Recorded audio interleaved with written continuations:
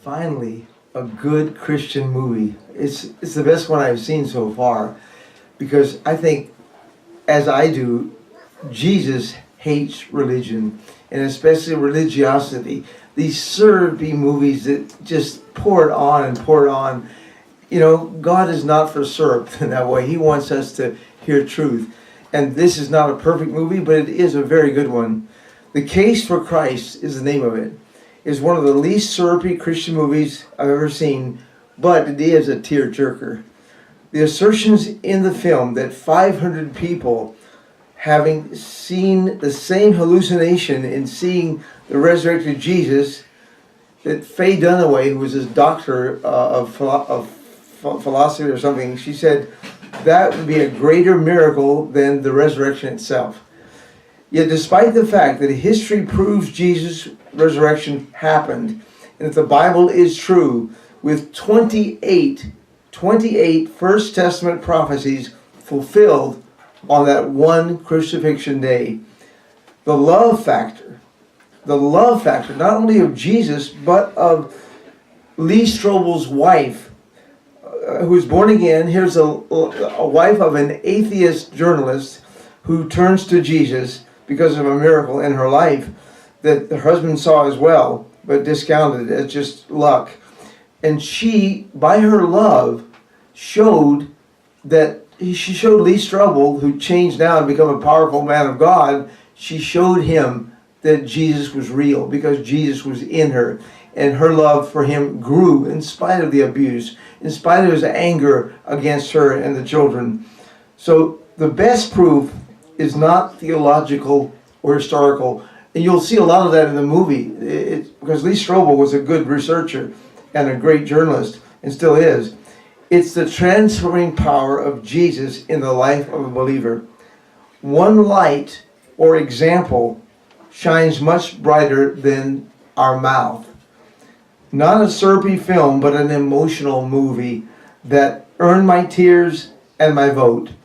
Religion is often a turnoff for even spiritual people, much more for unbelievers.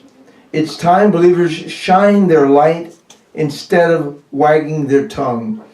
Congratulations on an interesting Christian movie. And by the way, those 28 prophecies, just very briefly, I won't cite chapter and verse, but there are 28 prophecies in the First Testament about that one crucifixion day. First of all, it is marked that the serpent would bruise the seed of the woman, but that he would bruise the serpent's head, which Jesus did. Secondly, that Jesus would be cut off, the Messiah cut off, but not for himself, but for the world. Third, a friend who was a trusted friend and ate with Jesus would betray him. Number 4, the shepherd would be struck and the sheep scattered, and they all forsook Jesus. Number 5, Jesus' betrayal for 30 pieces of silver was also prophesied. Jesus was brought as a lamb to the slaughter. Number 7. Number 8, Jesus was scourged and had his beard plucked out and spat upon. He was spat upon by his persecutors. Number 9, Jesus became disfigured, and you couldn't even recognize him as a man because of what he had to face. He also could count his bones. Number 10, Jesus was shamed and dishonored. Number 11, false witnesses would testify against him. Number 12, he would not defend himself, but be silent like a lamb to the slaughter. Number 13, Jesus would be a sin offering for the world. Number 14, he was numbered among the transgressors because 2 lawbreakers were beside him on that cross. Number 15, Jesus' hands and feet would be pierced. Number 16, men would cast lots for his vestments, his garments. Number 17, Jesus was given vinegar with gall to drink. Number 18, many would watch as Jesus was crucified. Number 19, Jesus' family and friends would stand at a distance and watch the crucifixion. Number 20, some would shake their heads at him. Number 21, the words of mockers prophesied exactly what they said. Let God deliver him. Number 22, Jesus would intercede for sinners, and he did, even with his words, saying, Father, forgive them. Number 23, Jesus' very words, my God, why have you forsaken me, were prophesied to the letter. Number 24, Jesus' body was pierced with a spear. Number 25, Jesus' words, into your hands I commit my spirit, were prophesied word for word. 26, in Hebrews